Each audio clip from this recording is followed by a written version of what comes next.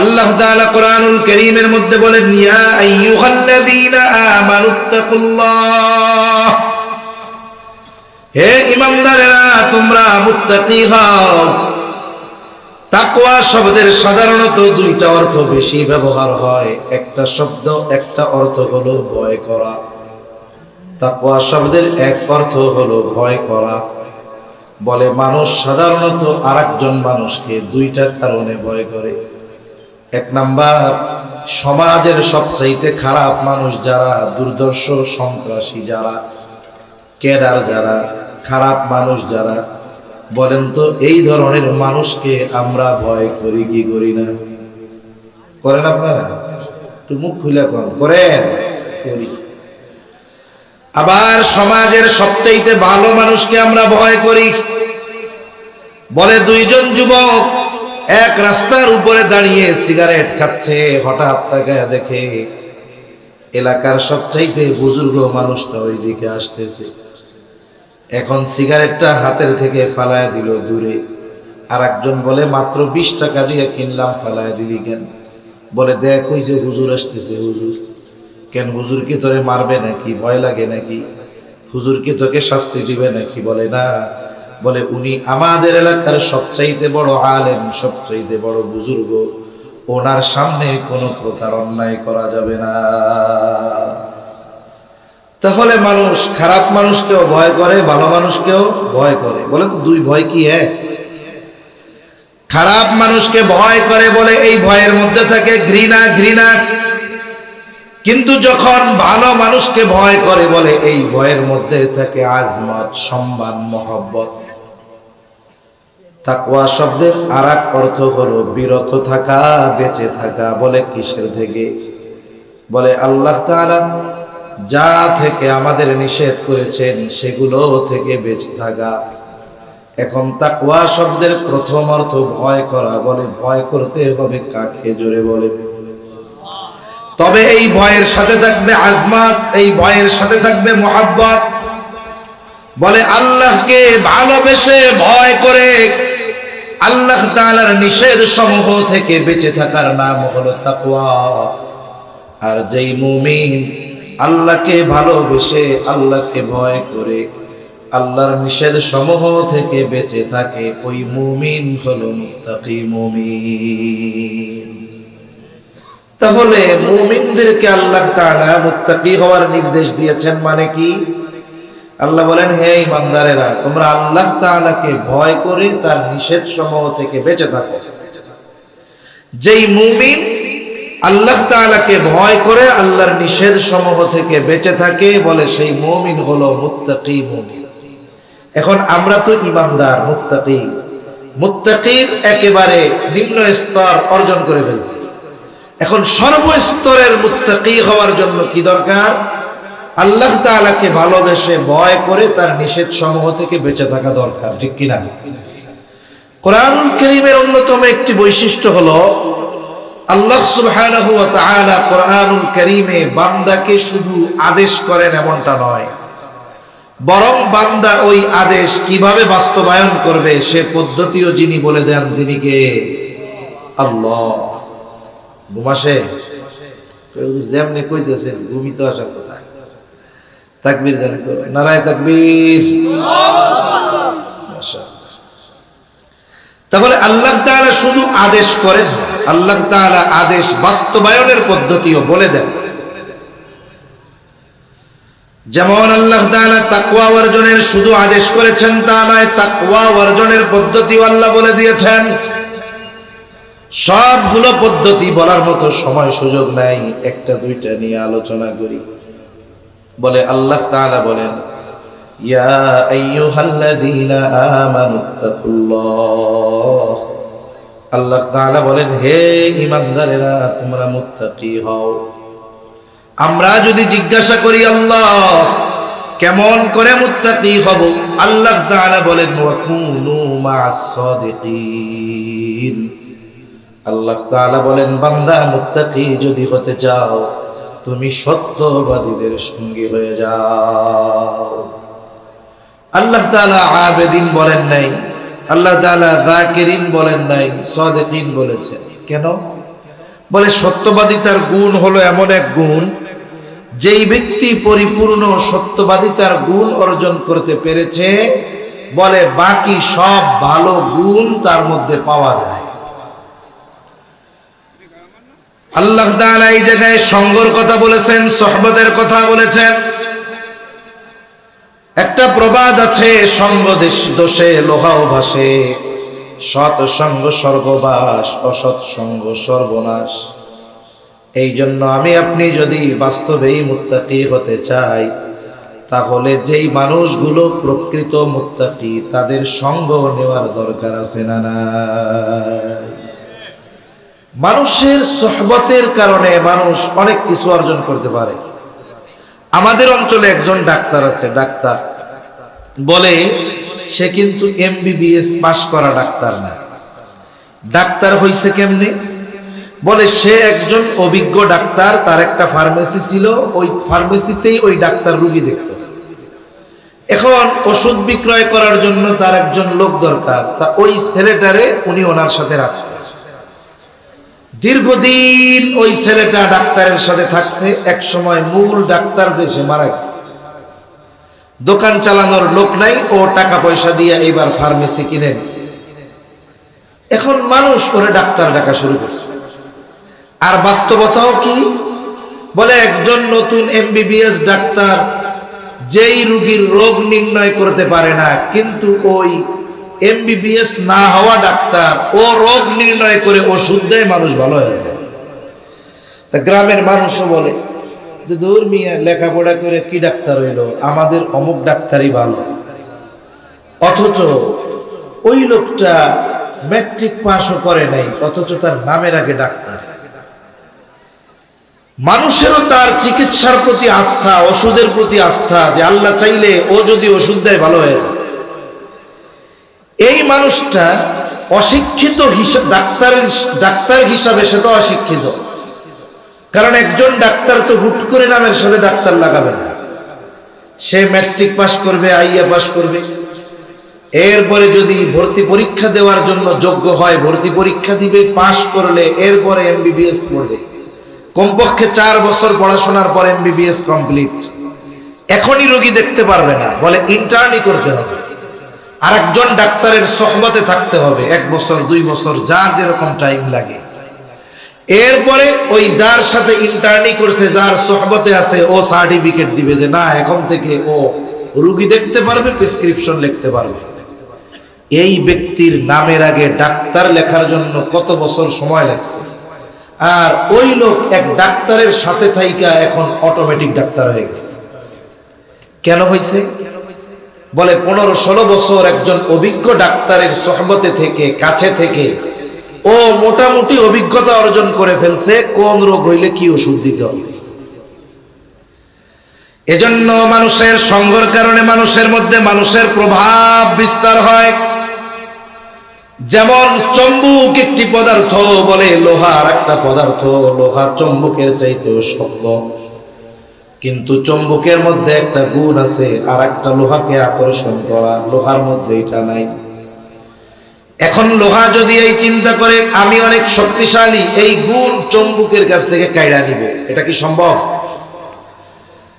এইবার যদি লোহা ওই চিন্তা না করে চম্বুকের সাথে 1 মাস 2 মাস লেগে থাকে, 2 মাস পর চম্বুক থেকে লোহাটাকে আলাদা করে যখন ওই লোহাটা আর একটা লোহার দিকে ধরা হয়, দেখা যায় চম্বুকের সাথে থাকার কারণে লোহার মধ্যে চম্বুকের আকর্ষণ করার যোগ্যতা চলে আসে।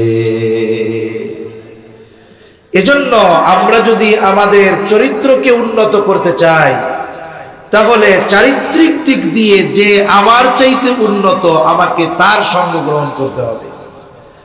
আর আমি যদি আমার চাইতে চরিত্রের দিক দিয়ে যার অবস্থান নিচে, তার সঙ্গ গ্রহণ করি, সময়ের সাথে সাথে আমার চরিত্র আপ না আরো ডাউন হবে। এজন্য আল্লাহ তাআলা বলেন, যদি মুত্তাকি হতে চাও সত্যবাদীদের সঙ্গী হয়ে যাও। আবার আল্লাহ তাআলা আরেক জায়গায় বলেন, ইয়া আইয়ুহাল্লাযীনা আমানুত্তাকুল্লাহ। আল্লাহ তাআলা বলেন, হে ঈমানদারেরা তোমরা মুত্তাকি হও। আমরা জিজ্ঞাসা করলাম, আল্লাহ কেমন করে মুত্তাকি হব? আল্লাহ কেমন করে মুত্তাকি হব? আল্লাহ তাআলা বলেন, ওয়াল তানজুর নাফসুম মা কদ্দামাত লিগাদ। আল্লাহ তাআলা বলেন, তুমি নিজের দিকে নজর দাও, তুমি আগামীর জন্য কি প্রেরণ করেছ। আগামী বলতে ভবিষ্যৎ। ভবিষ্যৎ একটা হলো অনিশ্চিত, আর একটা হলো সুনিশ্চিত ভবিষ্যৎ।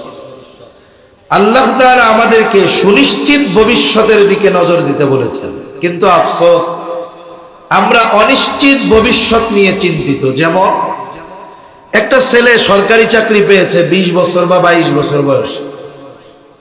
এই সরকারি চাকরি থেকে সে অবসর নিবে কত বছরে? যদি চাকরি ফুলফিল করে বলে 60 বছর বয়স।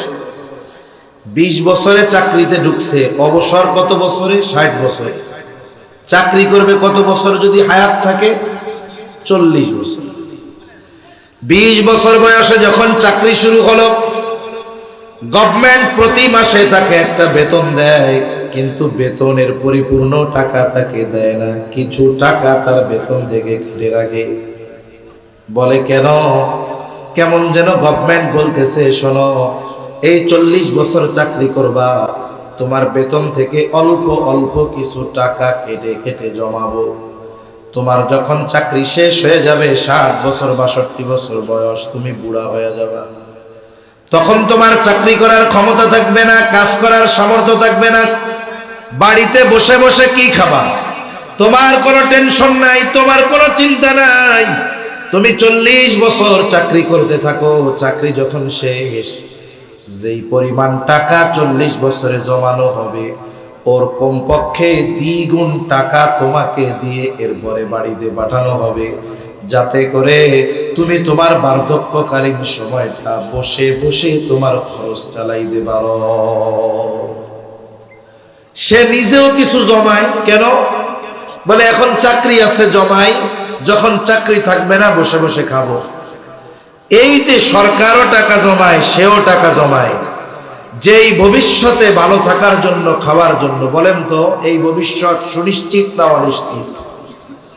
কেন অনিশ্চিত? বলে 60 বছর পর্যন্ত বাঁচবে কিনা ওর কোনো গ্যারান্টি নাই। আল্লাহ তাআলা মূলত আমাদেরকে সুনিশ্চিত ভবিষ্যতের দিকে নজর দিতে বলেছেন। অনিশ্চিত ভবিষ্যতে ভালো থাকার জন্য কত পেরেশানি, কত চিন্তা, কত টেনশন, কিন্তু সুনিশ্চিত ভবিষ্যৎ মরার পর থেকে শুরু হয়। বলে সুনিশ্চিত ভবিষ্যৎ কবর, সুনিশ্চিত ভবিষ্যৎ হাসর, সুনিশ্চিত ভবিষ্যৎ কারো জন্য জান্নাত, কারো জন্য জাহান্নাম। কেমন যেন আল্লাহ তাআলা বলে, বান্দারে তুমি নিজের দিকে নজর দাও, ওই অনন্তকালে ভালো থাকার জন্য তুমি কি প্রেরণ করেছ। দুনিয়ায় ভালো থাকার জন্য তো টাকা জমাইতেছো, আখিরাতে ভালো থাকার জন্য তুমি ওই জায়গায় কি পাঠাইতেছো, একটু হিসাব করো নিজে। এজন্য বুজুর্গানে দ্বীন আমাদেরকে মুহাসাবার কথা বলেন, জীবনের হিসাবের কথা বলেন। দেখুন, প্রত্যেকটা বাজারে বড় বড় ব্যবসায়ী থাকে। একজন ব্যবসায়ী হঠাৎ করে বড় ব্যবসায়ী হয়ে যায় না। এই সফল ব্যবসায়ী হওয়ার জন্য তাকে পরিশ্রম করা লাগে, কষ্ট করা লাগে। সাধারণত বড় বড় ব্যবসায়ীদের ক্ষেত্রে যেটা জানা আমার, যে দোকান মার্কেট বন্ধ হবে 10টায়, ওনারা 9টায় শাটার নামায় দেয়। এই 1 ঘন্টা কি করে? বলে 1 ঘন্টা সারা দিনের হিসাব করে। প্রথমত হিসাব করে আজকে তার বেচা কেনা কত হলো, দ্বিতীয় হিসাব করে আজকে কত টাকার মাল জিনিস কিনলো, তৃতীয় হিসাব করে আজকে বাকি কত গেল, 4 নম্বর হিসাব আজকের বেচা কেনার আলোকে তার লাভ কত হলো, এর একটা হিসাব বাহির করে। মনে করেন ব্যবসায়ী 1 লক্ষ টাকা যদি তার সেল হয়, লাভ হয় 20,000, কিন্তু হিসাব করতে গিয়া দেখে 1 লাখ বিক্রয় হয়েছে ঠিক, বাকি গেছে 25,000। বলেন তো, আজকের দিনে ব্যবসায়ীর যে লাভ, এই লাভের টাকা কি ব্যবসায়ীর পকেটে আছে নাকি? লাভেরটা তো নাই, উল্টা আরো নিজের যেই পুঁজি, মূলধন, এখান থেকে আরো 5,000 মানুষের পকেটে গেছে। মানুষের অভ্যাস হইল সে বাকি নেওয়ার পরে অসুস্থ হয়ে যায়। এজন্য অনেক দোকানে লেখা থাকে, বাকি দিয়ে আপনাকে বিপদে ফেলতে চাই না। বুঝেন না? বাকি দিয়ে বিপদে ফেলতে চাই না। এখন ও হিসাব করছে, এই গতিতে যদি আমার ব্যবসা 1 মাস চলে তাহলে লাভ তো বহুদূর, বরং আমার ব্যবসায় লাল বাতি জ্বলে যাওয়ার সম্ভাবনা আছে। এখন ও চিন্তা করতেছে, প্ল্যানিং, কালকে থেকে কিভাবে ব্যবসা করা যায়। এবার কর্মচারীদের বলে, এই শোনো, আগামীকাল থেকে আমার 1 লাখ টাকা বিক্রি করা লাগবে না, আমি নগদ বিক্রি করব 50,000। 1 লাখ বাকি বেচা 20,000 লাভ করার দরকার নেই, আমি নগদ 50,000 বিক্রয় করে 10,000 লাভ করব, তাও ভালো। কর্মচারীদের এইবার সে ডিরেকশন দেয়, আগামীকাল থেকে আমার বাপেও যদি বাকি চায় 1 টাকাও দিবা না। এখন দোকান বন্ধ করে বাড়িতে চলে গেল। বলে হিসাবের পরে ফলাফল কি? ফলাফল হলো আগামী দিন তার ব্যবসা কোন পদ্ধতিতে পরিচালিত হবে, এই রাতের হিসাবের কারণে সে এই বিষয়ের সিদ্ধান্ত নিতে সক্ষম হয়। এজন্য যেই ব্যবসায়ী তার ব্যবসার হিসাব দৈনন্দিন করে, বলে এই ব্যবসায়ী সফল ব্যবসায়ী হতে পারে। আর যদি ভব ঘুরে ব্যবসায়ী হয়, কারণ অনেক মানুষ আমি দেখছি, বাবা বিদেশে ছিল, সে বাড়িতে মোটরসাইকেল একটা নিয়ে ঘুরে বেড়াইতো। এখন বাবা বাড়ি আসছে, বিবাহ শাদী দিবে ছেলেকে, ছেলে তো বেকার, কেউ মেয়ে দিতে চায় না। এখন ছেলে বলে, আব্বা এক কাম করেন। কি কাম? আমার গোয়ালা বাজার একটা দোকান নিয়ে দেন, আমি ব্যবসা বাণিজ্য করি। যে জীবনে ব্যবসা করে নাই, ওরে কোটি টাকার পুঁজি দিলেও ব্যবসা টিকাইতে পারবে না। সুন্দর মতো 10 লাখ টাকা অ্যাডভান্স দিয়ে দোকান নিয়েছে, 10 লাখ টাকা দিয়ে ডেকোরেশন করেছে, 30 লাখ টাকার মাল উঠে দিচ্ছে, কিন্তু ব্যবসার এক্সপিরিয়েন্স, অভিজ্ঞতা তার জিরো। কি দেখা গেল? 1 বছরের মাথায় দোকান আছে, কিন্তু দোকানে কোনো মাল জিনিস নেই। কিন্তু অনেক ব্যবসায়ী আছে যাদের অভিজ্ঞতা এবং অধ্যবসায়, পরিশ্রম, 100 টাকার পুঁজি নিয়ে শুরু করছে 1 কোটি টাকার মালিক। সেদিন একজন আলেমের ব্যাপারে শুনতেছিলাম, উনি করোনার মধ্যে ব্যবসা শুরু করছে 2,500 টাকা পুঁজি দিয়ে। ওনাকে জিজ্ঞাসা করা হলো, এখন আপনার বিজনেস ভ্যালু কত, আপনার মূলধন কত? বলে, আমার এখন মূলধন 1 কোটি টাকার উপরে। 4 বছরের মধ্যে কোটি টাকায় পৌঁছিয়ে গেছে। ঘরে বসে আড্ডা মেরে নয়, বরং এই ব্যবসার পেছনে তাকে সময় দেওয়া লেগেছে এবং পরিশ্রম করা লাগছে। ঠিক কিনা বলে? তাহলে সফল ব্যবসায়ী রাতে হিসাবের মাধ্যমে আগামী দিনের ব্যবসার কর্মপন্থা নির্ধারণ করে।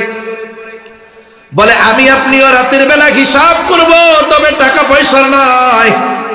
বলে, আমার হায়াতের, আমার কর্মের, আমার আমলের হিসাব। এই জন্য বুজুর্গানে দিন বলেন, রাতের বেলা যখন ঘুমাইবা বালিশের সাথে মাথাটা লাগাইবা। আমাদের অভ্যাস হলো মোবাইলটা হাতে নেই, কিন্তু আধুনিক চিকিৎসা বিজ্ঞানও বলে এটা ঠিক নয়।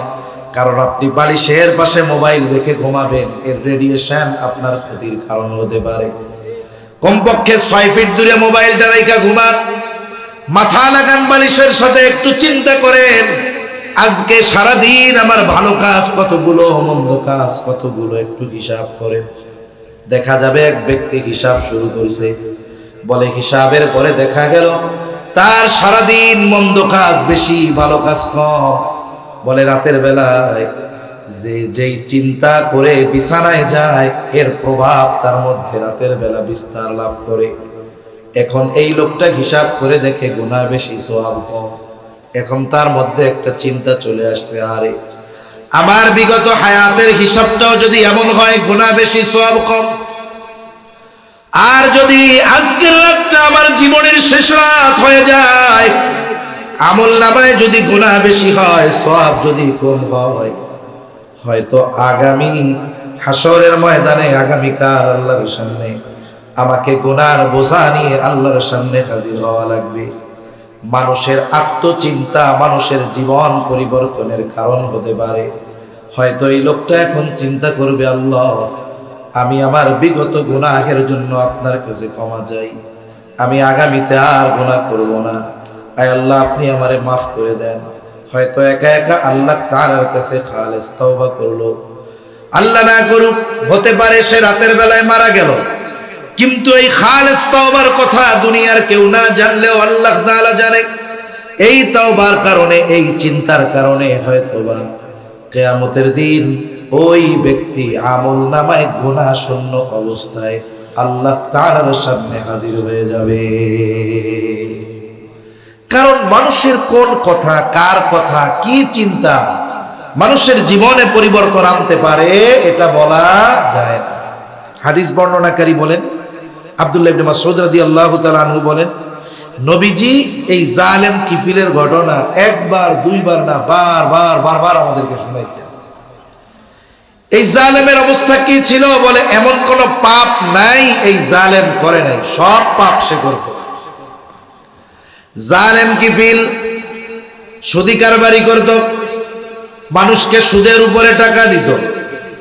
একদিন একজন বিধবা মহিলা জালেম কিফিলের কাছে এসে বলে, কিফিল, আমি বড় অভাবে পড়েছি, আমার কিছু টাকা প্রয়োজন, আমারে কিছু টাকা কর্জ দাও, ধার দাও।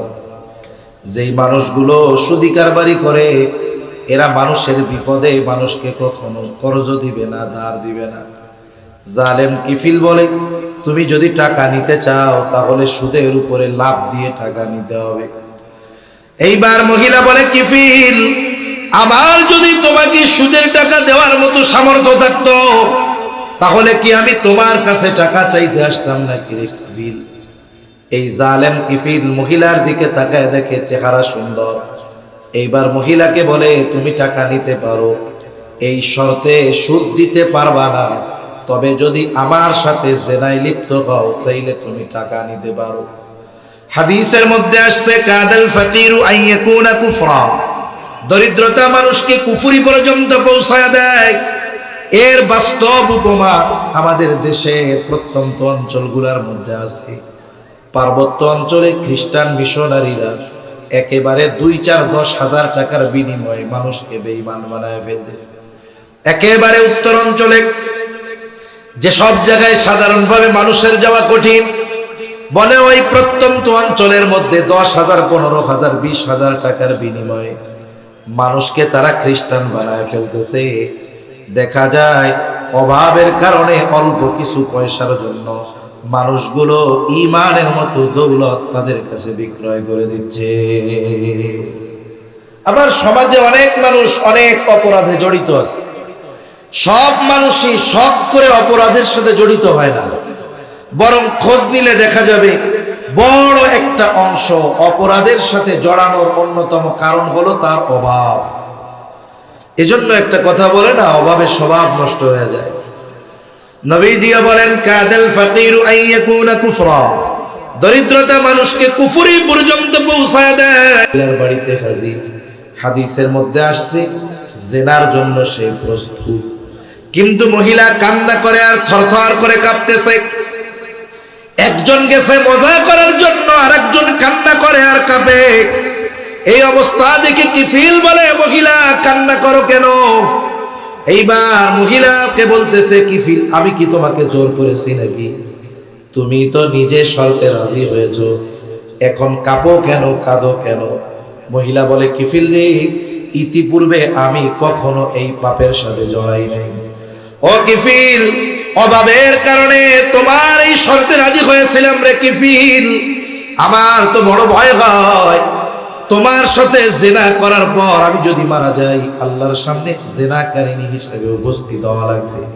শুধুমাত্র অভাবের কারণে আমি তোমার এই শর্তে রাজি হয়েছি। কাঁদি আল্লাহর ভয়ে, কাঁপি আল্লাহর ভয়ে। এতটুকু কথা কিফিলের জীবন পরিবর্তনের কারণ হয়ে গেল। হয়তো এই কথা কিফিলের কর্ণকুহরে প্রবেশ করে হৃদয়ে পৌঁছিয়ে গেল। কিফিল এবার উঠে গেছে, বলে, মহিলা যাও, আমি তোমাকে যে 60 দিরহাম দিয়েছিলাম সদকা করে দিলাম, মাফ করে দিলাম। আর শুনে নাও, আজকে থেকে আমি ওয়াদা করলাম আমি আর কোনোদিন নাফরমানি করব না, কোনো পাপের সাথে জড়াবো না। তওবা করে কিফিল বাড়িতে চলে গেছে। ঘটনাক্রমে রাতের বেলায় কিফিল মারা গেল। কোন জালেম যদি মারা যায়, মানুষ যদি খবর পায়, জালেমের মৃত্যুতে মানুষ ইন্না লিল্লাহ পড়ে না, আলহামদুলিল্লাহ পড়ে, ঠিক কিনা বলে? মাঝে মধ্যে মোবাইলের মধ্যে দেখা যায় এক তরুণ যুবক হোন্ডা অ্যাক্সিডেন্ট করে মারা গেছে। এখন মৃত্যুর খবরে তো লেখার দরকার ছিল ইন্না লিল্লাহ, সব মিস লেখে আলহামদুলিল্লাহ, মরছে ভালো হয়েছে, আর আগে মরলে ভালো হইতো। এরকম আছে না নাই? কেমন এক জীবন যে তার মৃত্যুতে মানুষ আনন্দিত হয়, এ কেমন জীবন? এ জীবন তো ব্যর্থ, ঠিক কিনা বলেন? এজন্য কবি কত সুন্দর কথা বলে, তুমি যেদিন এসেছিলে ভবে হেসেছিল সবে, কেঁদেছিলে তুমি হেসেছিল সবে, এমন জীবন তুমি করিও গঠন, মরণে হাসিবে তুমি কাঁদিবে ভুবন। আল্লাহ আমাদের এরকম জীবন দান করুক, বলি আমিন। জালেম কিফিল বাড়িতে গেছে, মারা গেছে, মানুষের আনন্দ করতেছে, জালেম মরছে ভালো হয়েছে। কিন্তু কিফিলের এই রাতের তওবার খবর তো কেউ জানে না। আল্লাহ তাআলা কিফিলের দরজার মধ্যে কুদরতি ভাবে লেখা দিয়েছে, কদ গফারাল্লাহু লিল কিফ। আল্লাহ তাআলা লিখে দিয়েছেন, আল্লাহ তাআলা কিফিলকে ক্ষমা করে দিয়েছে। একটু চিন্তা করে দেখেন, এমন কোন পাপ নাই সে করে নাই। মহিলার একটা কথা তার জীবন পরিবর্তনের কারণ হয়ে গেছে, তওবা করেছে, আল্লাহ তাআলা তার ক্ষমার ঘোষণা নিজে জানায় দিয়েছে। এজন্য আমাদের একটু আত্ম উপলব্ধি থাকা দরকার, আমাদের একটু ফিকির করা দরকার, চিন্তা করা দরকার, জীবনের হিসাব করা দরকার যে আমি যদি কবরে যাই, আমার কবরটা কি জান্নাতের বাগান হবে? আমার কি সেই পুঁজি আছে যে আমি কবরে গেলে প্রশ্নের জবাব দিতে পারবো, আর আল্লাহর পক্ষ থেকে ঘোষণা আসবে, ফাফরিশুহু মিনাল জান্নাহ ওয়ালবিসুহু মিনাল জান্নাহ ওয়াফতাহু লাহু বাবান ইলাল জান্নাহ। আরে আমার কি সেই ঘোষণা পাওয়ার পুঁজি আছে কিনা, এই হিসাব করার দরকার আছে না নাই? কিন্তু আফসোস, এই হিসাব আমাদের নাই। আমাদের হিসাব হলো টাকার হিসাব, আর দুনিয়ায় কেমনে ভালো থাকবো, কেমনে গাড়ি কেমনে হবে, বাড়ি কেমনে হবে, প্রাচুর্যতা কেমনে হবে, আমার এই চিন্তা আমাদের। কথা লম্বা হয়ে যাচ্ছে, মূল কথা হলো তাকওয়া অর্জনের পদ্ধতিগুলোর কথা বলতেছিলাম। আল্লাহ তাআলা জানায় দিলেন, সত্যবাদীদের সঙ্গী হও, নিজের দিকে নজর দাও, আগামীর জন্য তুমি কি প্রেরণ করেছো। সাথে সাথে এই বিষয়টাও জানার দরকার, আমরা যদি মুত্তাকি হয়ে যাই, শুধু যে পরকালের লাভ এমনটা নয়, দুনিয়ার লাভও রয়েছে, আখিরাতে তো আছেই অফুরন্ত। দুনিয়ায় কি হবে দেখুন, কোন ব্যক্তি যদি আমাকে আপনাকে এই নিশ্চয়তা দেয় বা এই গ্যারান্টি যদি আমি আপনি পেয়ে যাই যে এই দুনিয়ায় যত মুসিবত আমার উপরে আসুক না কেন, বিপদ আসুক না কেন, ওই বিপদ থেকে আমার বের হওয়ার ব্যবস্থা হয়ে যাবে। 2 নাম্বার, জীবন উপকরণ, এই হায়াতে বেঁচে থাকতে যত কিছু প্রয়োজন, সব প্রয়োজন মেটানোর ব্যবস্থা হয়ে যাবে। এই 2টা জিনিসের নিশ্চয়তা যদি পাওয়া যায়, বলেন তো দুনিয়ায় ওই ব্যক্তির আর কোনো টেনশন আছে? জোরে বলেন না, আছে? অথচ আল্লাহ তাআলা মুত্তাকি যারা, তাদেরকে এই 2 জিনিসের গ্যারান্টি দিচ্ছেন। আল্লাহ রাব্বুল আলামিন বলেন, ওয়া মান ইয়াত্তাকিল্লাহা ইয়াজআল লাহু মাখরাজা ওয়া ইয়ারযুকুহু মিন হাইসু লা ইয়াহতাসিব। আল্লাহ তাআলা বলেন, যে আল্লাহ তাআলাকে ভয় করে, যে মুত্তাকি, বলে ইয়াজআল লাহু মাখরাজা, বিপদ আপদ মুসিবতে যদি কখনো মুত্তাকি পতিত হয়ে যায়, ওই বিপদ থেকে উত্তরণের রাস্তার ব্যবস্থা যিনি করে দেন তিনি কে? শুধু তাই না, আল্লাহ তাআলা বলেন, ওয়া ইয়ারযুকুহু মিন হাইসু লা ইয়াহতাসিব, মুত্তাকি বান্দার রিজিকের কোনো চিন্তা নাই, বরং আল্লাহ তাআলা বলেন, আল্লাহ তার জন্য ধারণাতীত, কল্পনাতীত জায়গা থেকে রিজিকের ব্যবস্থা করে দেয়। আর কথার দরকার নাই, কারণ নবীজির হাদিসের আলোকে 3টা কথা আমার বলার নিয়ত রয়েছে। তাহলে নবীজিও বললেন, ইত্তাকিল্লাহা হাইসুমা কুনতা, হে আবু যর, তুমি যেখানেই থাকো না কেন, ভয় করবা কাকে? 2 নাম্বার, নবীজি বলেন, ওয়া আতবি'is সাইয়্যাতাল হাসানাতা তামহুহা।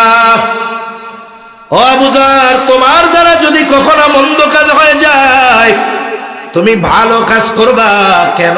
বলে তামহুহা, ভালো কাজ মন্দ কাজকে মিটায় দেয়। আল্লাহ তাআলাও জানায় দেন সৎকর্ম মন্দ কর্মরে মিটায় দেয়। আল্লাহ তাআলা বলেন ইন্নাল হাসানাতি ইউযহিবুনাস সাইয়্যাত। তবে মন্দ কাজটা যেমন হবে তার বিপরীতে ভালো কাজটাও তেমন দরকার। একজন মানুষ সারা জীবন মানুষের হক নষ্ট করে গেছে, মানুষেরটা মেরে খেয়ে সিলেটে 5টা বাড়ি, ঢাকা শহরে 10টা বাড়ি।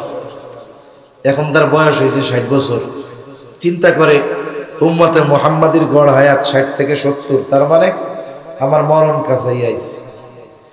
এখন ওয়াজে গিয়া শুনছে যে হুজুর ওয়াজ করতেছে যে যার হজ্জে মাবরুর নসিব হবে, বলে সে কেমন যেন রাজাআ কায়াউমি ওয়ালাদাতহু উম্মু, কেমন যেন সদ্য ভূমিষ্ঠ শিশুর ন্যায় হয়ে যায়।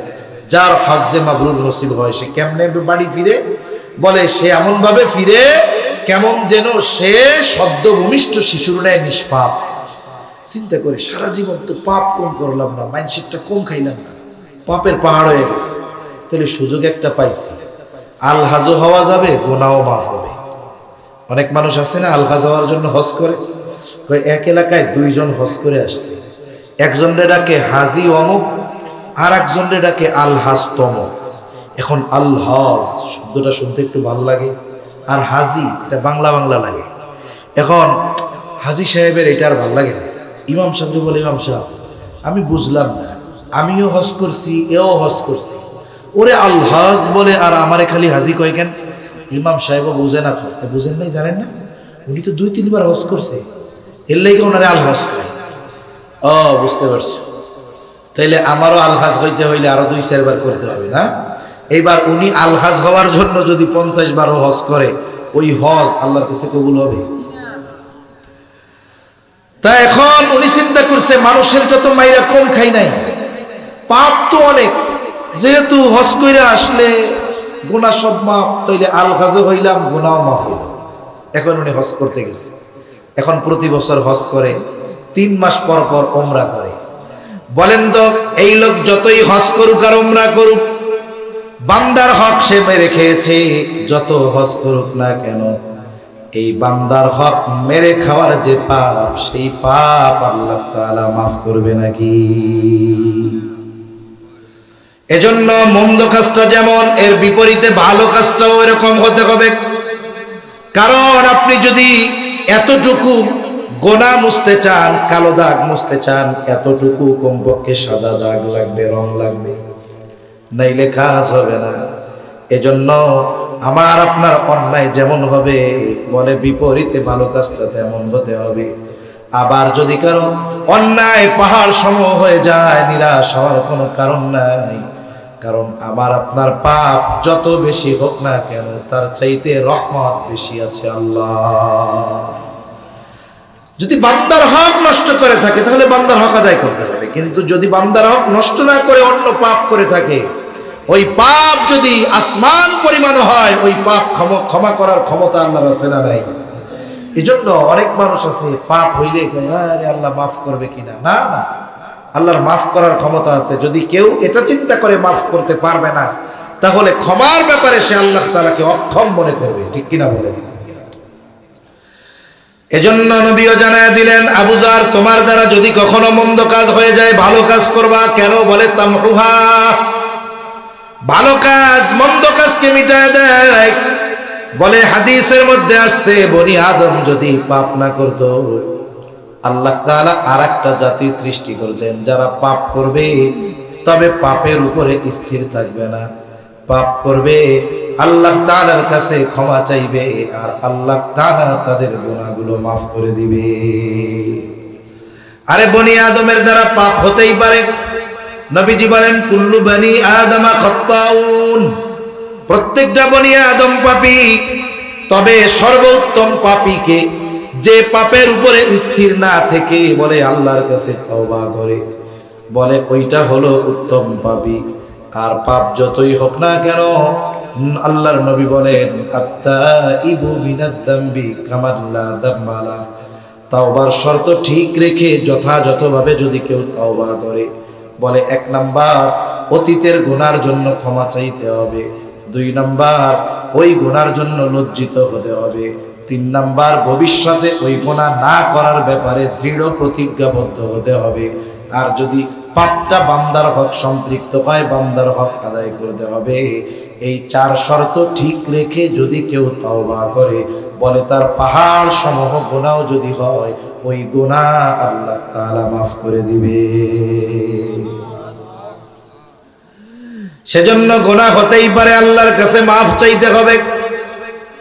3 নম্বরে নবীজি সাল্লাল্লাহু আলাইহি ওয়াসাল্লাম বলেন, ওয়া খালিকিন নাসা বিখুলুকিন হাসানিন। নবীজি বলেন, ও আবু যর, মানুষের সাথে সদাচরণ করবা। সদাচরণ এটা ব্যাপক অর্থবোধক একটি শব্দ।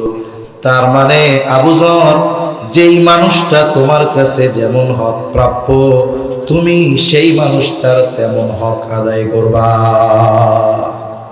সৃষ্টিগতভাবে প্রত্যেকটা মানুষের উপরে মানুষের হক আছে, হোক সে মুসলিম হোক সে অমুসলিম। এক মানুষের অপর মানুষের উপরে হক আছে না নাই? অমুসলিম হলেও তার হক আছে, পিতামাতার হক আছে, সন্তানের হক আছে, আত্মীয় স্বজনের হক আছে, প্রতিবেশীর হক আছে, একের উপরে হক আছে। এক মুসলমানের অপর মুসলমানের উপরে হক আছে। যেই ব্যক্তি মানুষের হক যথাযথভাবে আদায় করে, বলে ওই ব্যক্তি সদাচরণ করে। আর হক যে শুধু অর্থগতভাবেই হক সম্পৃক্ত বিষয়টা এমন নয়। হক তো আচরণগত হক হয়। মনে করেন একজনকে আমি জীবনে দেখিও নাই, চিনি নাই, উনি বয়সে আমার বড়, দেখা হয়েছে।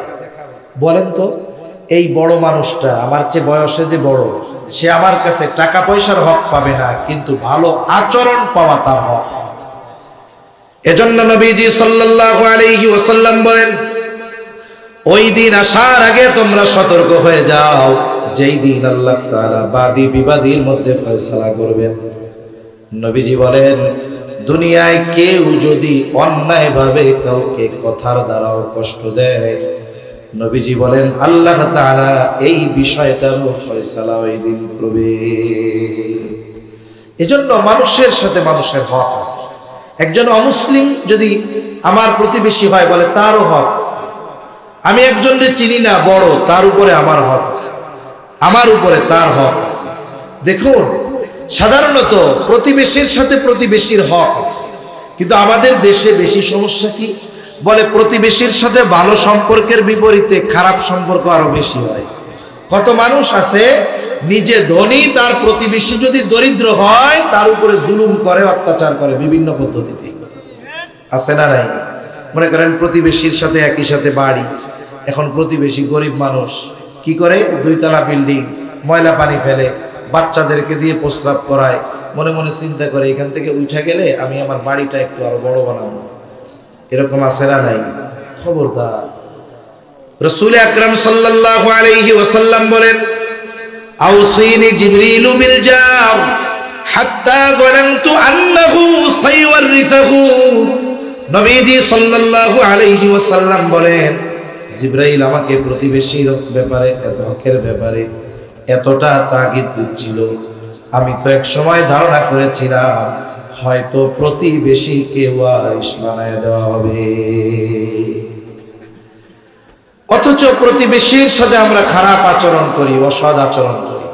নবীজির কাছে এক মহিলার ব্যাপারে বলা হইতেছে, 2 জন মহিলা বলে, ইয়া রাসূলুল্লাহ সাল্লাল্লাহু আলাইহি ওয়াসাল্লাম, এক মহিলা বড় আবেদা, কোন প্রকার ইবাদত সে ছাড়ে না, নফল ইবাদত গুরুত্ব সহকারে করে, সব করে। একটা বড় অভ্যাস কি, বলে প্রতিবেশীর সাথে খারাপ আচরণ করে। আরেকজন মহিলা কোন মতে ফরজগুলা করে, আর তেমন কিছু করে না, কিন্তু প্রতিবেশীর সাথে ভালো আচরণ করে। বলে, ইয়া রাসূলুল্লাহ, এই 2 জনের মধ্যে কে উত্তম? নবীজি বলেন, ইবাদত কম করে, তবে প্রতিবেশীর সাথে যে সদাচরণ করে, ওই মহিলা আবেদা মহিলার চাইতেও বেশি উত্তম। হযরত চলে আসছে, আমি শেষ করে দেই যেই কথাটা বলবো। দেখেন, তাহলে বোঝা গেল প্রতিবেশীর সাথে খারাপ আচরণ করে, বেশি ইবাদত করে, নবীজি বলছেন ও উত্তম নয়। কিন্তু প্রতিবেশীর সাথে ভালো আচরণ করে, ইবাদত কম করে, নবী বলেন সে উত্তম। আয়েশা সিদ্দিকা রাদিয়াল্লাহু তাআলা আনহা নবীজিকে বলতেছেন, ইয়া রাসূলুল্লাহ সাল্লাল্লাহু আলাইহি ওয়াসাল্লাম, যে আমার দুইজন প্রতিবেশী, একজন মুসলিম আর একজন ইহুদি, প্রতিবেশী হিসাবে কে আমার কাছে বেশি হক প্রাপ্ত? নবীজি কি বলতেছেন একটু শুনেন। নবীজি বলেন, আয়েশা, যার দরজা তোমার দরজার বেশি কাছে প্রতিবেশী হিসাবে, সে তোমার কাছে বেশি হক প্রাপ্ত। নবীজি বলেন নাই মুসলিম যে সে বেশি হক প্রাপ্য, বরং বলেছেন কি, যার দরজা তোমার দরজার বেশি কাছে প্রতিবেশী হিসাবে সে তোমার কাছে বেশি হক প্রাপ্য। এজন্য যেই মানুষটা আমার কাছে যেমন আচরণ প্রাপ্য তার সাথে তেমন আচরণ করা, যে যেমন হক প্রাপ্য তাকে তার হক প্রদান করা, সেটা অর্থের দিক দিয়ে হতে পারে, আচরণের দিক দিয়েও হতে পারে, বলে ওই ব্যক্তি হলো সদাচরণকারী। তাহলে 1 নাম্বার নবীর নসিহত, তাকওয়া অর্জন করা। 2 নাম্বার বলে গুনাহ যদি হয়ে যায় ওর উপরে স্থির থাকা যাবে না, তাওবা করতে হবে। 3 নাম্বার বলে মানুষের সাথে ভালো আচরণ করতে হবে। আল্লাহ সুবহানাহু ওয়া তাআলা আমাদের সবাইকে এই সুন্দর 3টা গুণ অর্জন করার তৌফিক দান করেন, আমিন।